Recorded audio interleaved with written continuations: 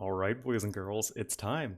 AoE2 DE is just around the corner. It's currently 8 days away from me recording this video, but starting November 7th, which is tomorrow from me recording this, we can stream the beta of DE. So with that, I wanted to get you guys set up as fast as possible and make my AoE2 DE tier list video for 1v1 Arabia. Of course, it's right above me right there. You can see the full list. It has all the unique units and stuff. So I'll be going through it tier by tier. I'll also put the names of the civs on the side in case you don't recognize the unique units that the boxes represent. But before I start, I just want to say that this is based off of my experience playing the beta, and especially the more recent patches. I have played a ton of games on the beta, so I've been able to play around with pretty much all of these changes, at least a decent amount. But maybe some of these will be changed before launch. I don't think it's super likely, but it is a possibility. And of course, remember that this is just my subjective opinion. If you have a different opinion, that is okay. Feel free to post about it in the comments. So without further ado, shall we get into this? Alrighty, so starting things off with S tier, we have Aztecs, who are regaining their #1 position, or retaining it, I suppose. They are still just as strong as always. I should note that this is in the context of Standard Arabia, which is ponds, crappy wood lines, very, very open maps, all that sort of stuff, because that is what you guys will be playing in the ranked mode in DE. So I wanted to make this video as pertinent as possible to what you guys are going to be playing in a week. So yeah, even in the most open type of maps, Aztecs are going to be thriving. They're just so fast, they're so aggressive. They have very, very few bad matchups, and you can really just get in there and hammer them quick. It's same Aztecs as always. 2 is Cumans, new civ, and oh boy, is this one the talk of the town. So the specifics of this civ, obviously, we can get into that in another video, and I probably will, but yeah, the big thing here is that they can build a second town center in the feudal age, which is 1, an insane economy bonus, but 2, an insane defensive bonus. So you can get your economy going in the feudal age. Yes, you still have to, pay for the town center. However, the second town center shelters your villagers. It gives you, protection from any archers or potentially even towers or whatever. And then from there, you can just go ham. Your economy is actually insane. Like every time Cumans are in the game, it's just their economy is obscenely good. And then beyond that, super good tech tree of various cavalry and archer options. Like I said, I'll probably go into this in separate videos for the new civs. Mayans coming in at 3. We have, it's the same Mayans that have always been. Yes, tower rushing has been nerfed, which kind of hurts and helps them because they both really didn't like being tower rushed, but were also pretty good at doing it. And that if we're talking about a very open map, maybe you can't fast castle as easily. However, Mayans received no direct nerfs as far as I can remember. So yeah, it's the same Mayans that have always been. They're going to be really deadly. Coming in at 4, we have Malians, one of my favorite civs. Again, no direct nerfs or huge changes for these guys. Maybe the addition of supplies, which is the new feudal age tech at the barracks. It replaces tracking, and it makes all of your swordsman line, that is to say militia through champions, minus 15 food. So they go from 60 food to 45 food, which might help in your champ Scarl spam, or might even make long swordsman a bit more viable in the mid game. Who knows? But it's the same Malians, and again, in the more aggressive sorts of very open Arabia maps, Malian's going to do just fine. Saracens at 5, I'm putting them. That is a bit of a change. They've always been one of the worst 1v1 Arabia civs, and you have to be thinking to yourselves, Ornlu, are you insane? Have you jumped off a mental cliff? Maybe. But yeah, Saracens are getting a pretty huge change. So what happened to Saracens? Their team bonus combines with a new bonus they have, which is replacing their Cav Archer attack bonus versus buildings. Now it is being upped by 1 and applies to all archer units. So what you have is +5 attack versus buildings from your archers from the very beginning of the game. Think of it as you're getting 5/6 of obsidian arrows, the Mayan unique tech, but you're getting it for free from the feudal age. Yeah, you can nuke buildings really quick with that. It's actually crazy. I feel like this is going to get nerfed or changed in some way, but oh yeah, Saracens are going to be real good now. You just get like 15 archers and you just knock down your opponent's archery ranges, and like, what are they going to do? The reason that they're not like Number one is because you still actually have to win archer battles. You can't just attack buildings with your archers if you're fighting enemy units. So maybe that is still a little bit of a concern.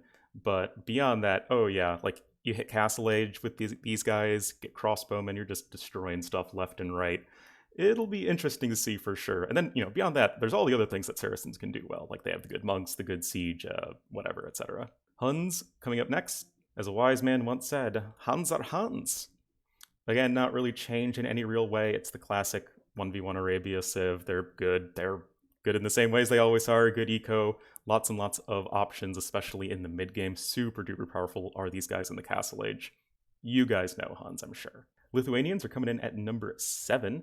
Another new civ here. Again, I'll probably talk about them in depth in another video, but what you guys should know is, one, they start with plus 150 food, which is insane. I've gotten, like, fairly consistent 18 pop up times with these guys going into scouts. Yeah, that's really scary. That's like Mongol level speed. But to follow that up, they have trash units, that is to say skirmishers and spearmen, moving faster as well, can help a bit chase down enemy scouts a bit more easily. Skirmishers can chase down enemy archers, all that stuff is good. And then, of course, in the Castle Age, once you start getting relics collected, you'll get +1 attack on your cavalry per relic collected. So if you have like 3 relics collected, you'll get +3 attack on all your knights, light cav, etc., including your unique unit, which is the latest. Yeah, that's really, really snowbally. If you can just get a couple of relics going, I mean, you're just getting way, way stronger cavalry than your opponents. Their only real downside is they don't have a super persistent eco bonus throughout the game, and their siege line is pretty bad, but their actual units that they make, whether it be archers, infantry, cavalry, that's all just super duper good. Monks even as well. So yeah, they're definitely still in that S tier. Franks coming in at number 8. They did receive a little bit of a nerf in that their cavalry HP bonus does not apply until the feudal age now, meaning that your Dark Age scout will not kill their Dark Age scout anymore. Well, I mean, it can, but it won't have an inherent advantage. Beyond that, not really is a whole lot changed with the civilization. It's just really, really solid. They think they still probably have the highest win rate for 1v1 Voobly ladder, but that is just because they have such a clean game plan that they can just execute versus like any civ in any map type. And that is, by and large, still the same. They just have a bit more competition now.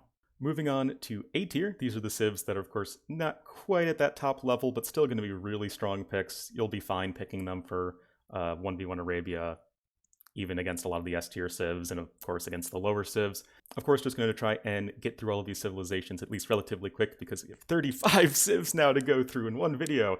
Oh boy. But of course, got to start with number 9, which is going to be the Slavs. Slavs did receive a nerf in that their farming speed is reduced. It used to be plus 15% faster working farmers, now it is plus 10%. Yes, that is a nerf. Yes, you can feel it, but it's still a good bonus, right? It's still a very, very strong eco bonus. It's just not quite as overpowering, but they also got a change in, now that tracking is removed, you don't have free tracking, you instead have free supplies. So what you can do, and I've tried this, you can just make a lot of men-at-arms in the feudal age. What you can do is, in the feudal age, you'll get free supplies, you can just start churning out some swordsmen, you lay down some farms quickly, and yeah, you'll still get a lot of extra food, so you can just keep on making swordsmen, man.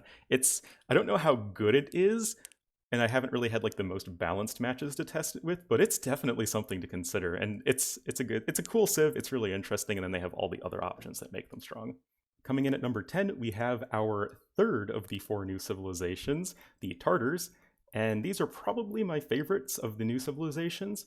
Their biggest advantages going in their favor is that their sheep last 50% longer. So think of like the Mayan bonus of resources lasting longer, but instead this is only applying to sheep, and it's 50% instead of 15%, which is pretty crazy. You get a lot of food early on, really helps your scout rush.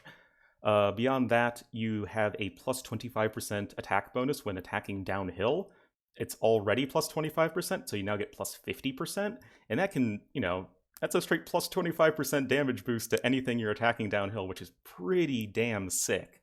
So yeah, they're going to be really strong. They're going to be really interesting civ in how they play out, really trying to make sure you get those high ground engagements. And then beyond that, they have a very strong tech tree of archers, cav archers, cavalry, and even siege. What they don't have is good infantry. They have like the worst infantry in the game, but that's usually not too big of a deal. They have heavy camels to help out with anti-cavalry stuff. Coming in at 11 is the Incas. Now, Incas are a civilization that did receive a bit of a nerf. Their slingers now have one less base attack. It is now 4 down from 5. And I think they were hurt more than most civs with the nerf to towers. Towers now have 700 HP in the feudal age as opposed to 1020. So Inca's very, very popular with the tower rushing. If you've seen a lot of expert games these days, you'll have people go forward with 8 villagers, get scale mail armor to boost up their defenses, and then go to town. That you can still do that, but it's going to be weaker. And then on top of the slinger nerf, yeah, the civ is still really strong. It's still very the civ is still really strong. It's very flexible, but it's not quite as good as it used to be. At number 12, we have Britons. It's the same Britons as always. They're very powerful in early through mid game.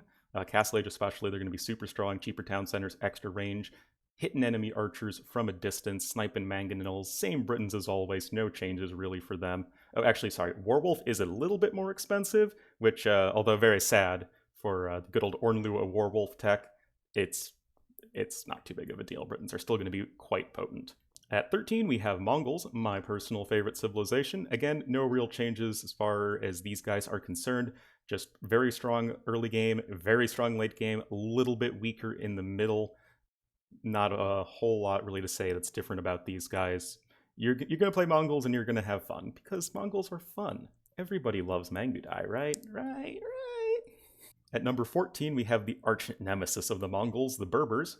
Again, no real changes to these guys. Their cavalry is really, really strong. It's cheap. They're flexible in what they can do. They do lack a little bit in the early game, as the faster moving villagers isn't the world's craziest eco bonus, but it's a nice defensive bonus, but then you'd have no eco bonus. So yeah.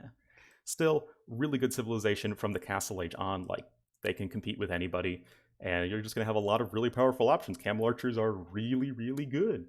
15, we have Celts, and again, keep on saying it, but no real changes for these guys. Strong early game, all the way up to like mid Castle Age, and they really fall off a cliff. But then once you get over that late Castle Age, early Imperial Age hump, you get your Halb, Ram, Onager, Woad Vader, whatever going.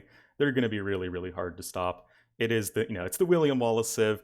It's very, very basic, very classic, but very powerful, of course. And rounding out A tier, we have the Japanese. Like before, no real huge changes to these guys. You have an incredibly strong men-at-arm tower rush. Yes, the tower rush nerf does hurt them as well, but you didn't need to go for a tower rush with Japanese. You still have a ton of wood savings early on due to the cheap drop-off sites, and then good archers. You have decent cavalry, really powerful halberdiers, of course. Flexible military tech tree, just lacking that eco bonus that persists throughout the game. Moving right along to B tier, these are the civilizations that are solid. They're fine. Not really going to complain a lot about them if you roll them, but can have a few weaknesses here and there. So starting off, we have Chinese, the civilization whose position will vary so wildly depending on which version of Arabia you're playing. But in this context, this is for the DE ladder. You'll be playing Standard Arabia, which is like, you can get screwed probably more than any other type of Arabia. Like, if you guys are playing Hidden Cup 2 Arabia, it's like the exact opposite. You don't have your sheep necessarily in your starting line of sight. You have pawns in your wood lines, and you can have a bad time, which is especially painful for Chinese because they do need to kind of make sure they have as streamlined an opening as possible to really leverage that extra villager bonus. But so long as you can do that, you don't get lamed or anything like that, they're still the same Chinese super broad tech tree. Chukanu are really strong, and yeah, they're still totally solid.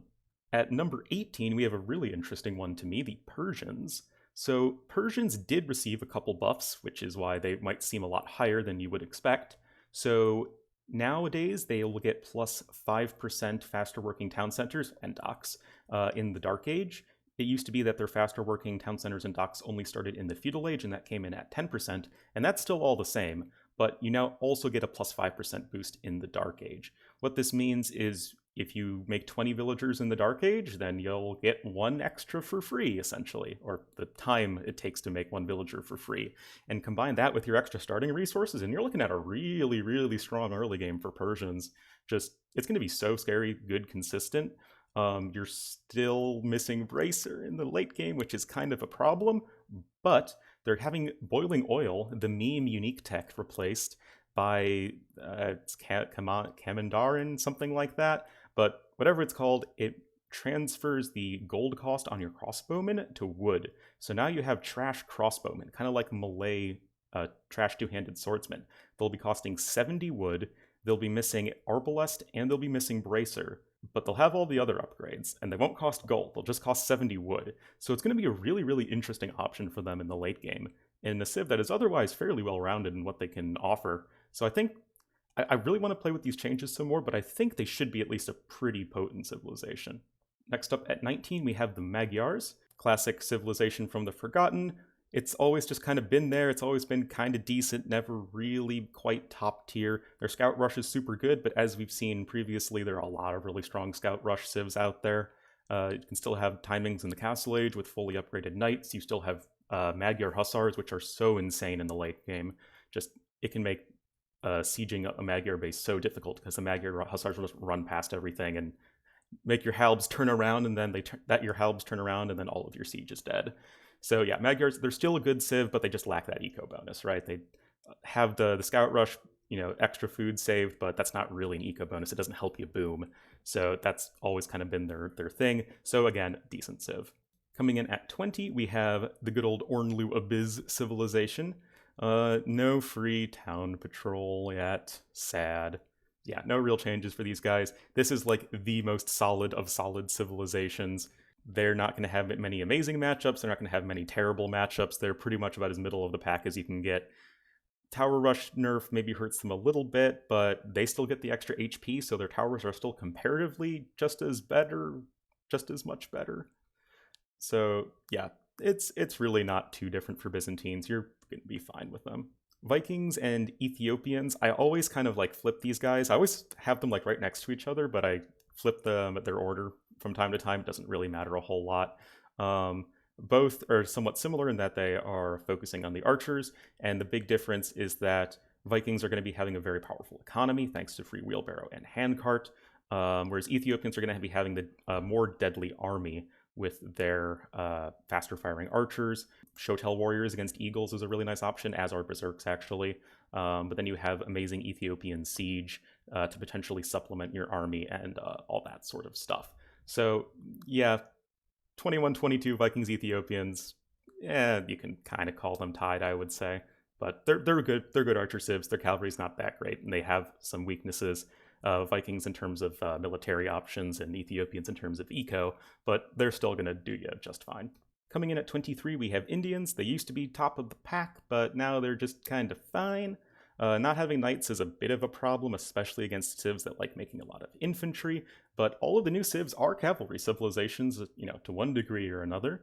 So Indian camels are going to be able to serve you pretty well there, and you have a strong economy with the cheaper villagers and a pretty flexible tech tree. I mean, they're pretty good, but not really quite at that higher level, not really having that super killer comp, as camels aren't really what you want to make versus everything. And then other than camels, your options aren't super awesome. They're decent, but not amazing. Moving now to the C tier. These are the civs that I wish I could rate higher, but I just can't. They're just going to feel kind of mediocre, all right. Either they're just a little too bland or they're a little bit too one-sided.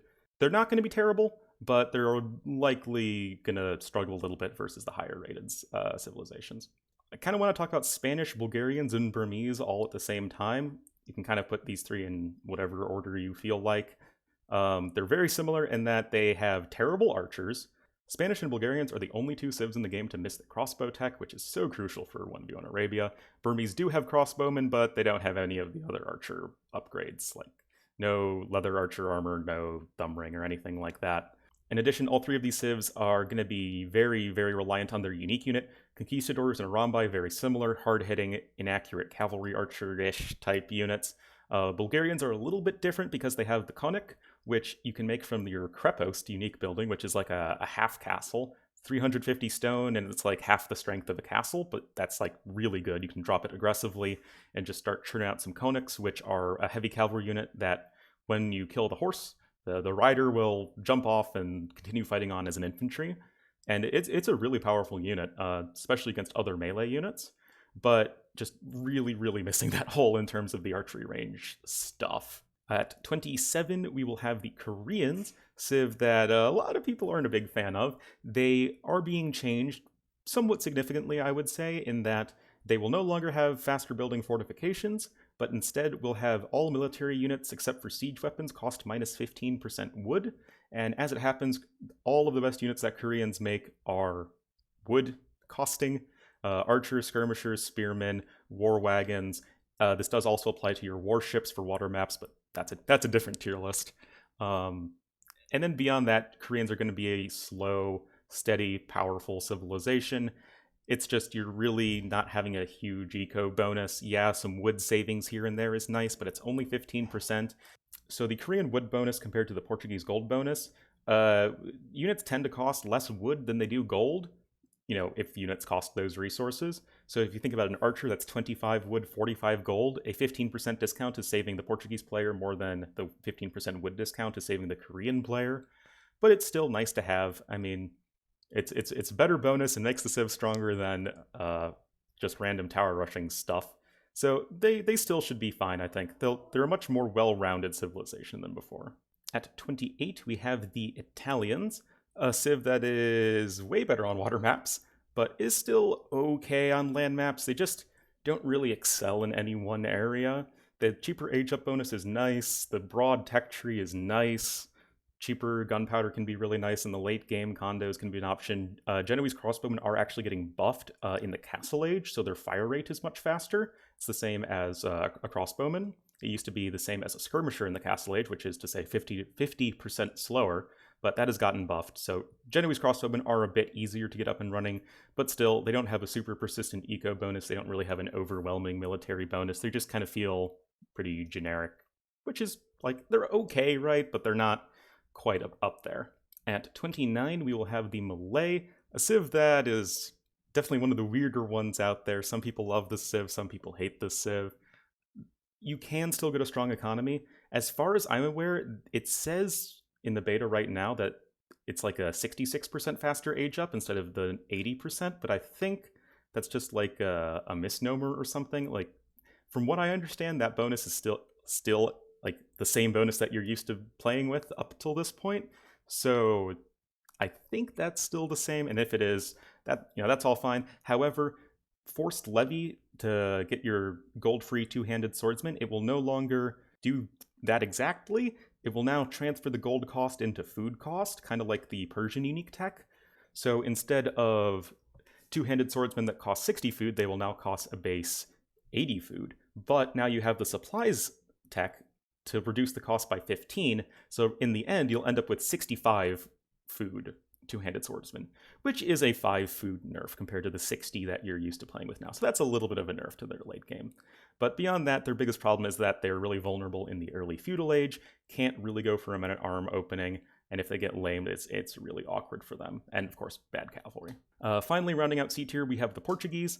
Everybody loves the good old organ gun, but kind of like Italians, they feel pretty generic. They don't have a ton of bonuses. I mean, as far as land maps go, the only bonus they have is their gold discount, which, I mean, is nice, but I mean, most civs have way more bonuses that are useful. Organ guns are a good unique unit. They're not amazing, conquistador level good, but they're good for sure. Again, it's just nothing really to help them stand out a whole lot. We have Teutons here, topping out our D tier. Again, hurt by the nerf to tower rushing, as Teutons with the YOLO tower rush stuff was pretty scary at times.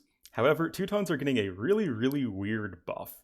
They used to not have herbal medicine, but now they not only have herbal medicine, but they get it for free. Also, herbal medicine's effect of garrisoned units heal 4 times faster has been upped to garrisoned units heal 6 times faster, so it is a stronger effect. But it's still a really weird tech to make use of, right? I'm not really sure how much of a buff that is, and then beyond that, Teutons still missing Thumb Ring, missing Husbandry, can be a bit of a problem in the mid-game. Yeah, well, we'll see what the herbal medicine thing is. I'm not really sure where they're going with that. Next, we have Vietnamese, the civ that everyone loves to hate. They are getting a buff in that they now have Husbandry. They used to not have Husbandry, and that was a big deal for the civilization. It Really missed having that speed for their knights as an option in the mid game, and now they do have that. They have fully upgraded cavaliers. Their battle elephants are super tanky with the 50 extra HP from Chatras. But again, no eco bonus, and that's always been the problem with the Civ, right? Rattan archers are good, but you have no eco bonus. So Vietnamese, they're still just kind of meh, not amazing, but they're at least better than they used to be, right? That's something. Another civilization that's in kind of a weird place is Goths at 33. So they do not get supplies. As far as I'm aware, they are the only civ in the game to not get supplies, and that's because they obviously have the infantry discount. Although this doesn't actually hurt them, as you know, their infantry stuff is unchanged, it kind of removes a little bit of an advantage they had over other civilizations, as every other civ in the game can get cheaper infantry, at least in terms of food cost, and at least a little bit. Like, Goths are obviously going to have a huge edge in terms of production rate, and their actual discount is much larger, but it's still a little bit of a nerf, and the Civ didn't really get any redeeming buffs either, so that's just kind of awkward. Defenses are really bad. If you compare it to, like, Cumans, for instance, who actually also don't have stone walls. Those are the only two civs in the game that do not. Cumans can build a second town center, and that is an insane defensive bonus early on. It really helps you, get past that early hump in the game and then really get your eco up and running. Goths don't have anything like that. So getting their economy to the level where you can get that infantry spam rolling, it's just really hard against a lot of civs. Khmer coming in at 34. It's no secret I'm not a fan of this civilization. And they're now getting Hussar, which is nice. It makes their trash at least somewhat better. They used to have no trash units fully upgraded, so now they at least have Hussars. So that's something, but other than that, no thumb ring. Makes things pretty awkward. No real eco bonus. There's a lot of ideas people have for changes with the Civ, but as far as I'm aware, none of them have been implemented yet. Also, elite battle elephants have had their attack nerfed by 2. It used to be 16, now it is 14, so they're the same as a paladin. That obviously hurts Khmer more than any other Civ. So yeah, it's just a really clunky Civ. And finally, last but not least, we'll have the Turks. No elite skirmisher, no pikeman. It's just such a huge problem. It's a huge problem to miss elite skirmisher, I'd say even more so, because what you want to do in the feudal age, especially in this meta, is to make a fair amount of skirmishers, upgrade them to elite skirmishers in the castle age, and then that will deal with early archers, early infantry, and other early skirmishers. But because you just can't get that elite skirmisher upgrade in the mid game, it's as big a problem, if not an even bigger problem, than missing it in the late game. And of course, in the late game, if you're up against a super powerful cavalry civilization like Franks or Lithuanians or something, then not having halberdier or even pikemen is kind of a no-go.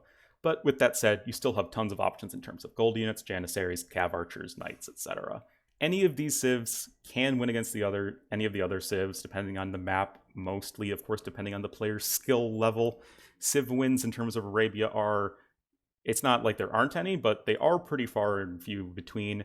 And this is just to give you an idea of how I personally, based on all of my watching experts and playing games and all that stuff on the New Balance, kind of see how things are going to be shaking down in terms of your 1v1 Arabia civs. And just to give you guys, an idea of like, okay, there's so many changes coming into the game right now. What do I do? What should I play? And there you go. There is my list. Don't take it like super duper precisely, like I always say with these videos. You can bump any civ up or down 2 spots, and like, sure, that's the same thing to me. It's not.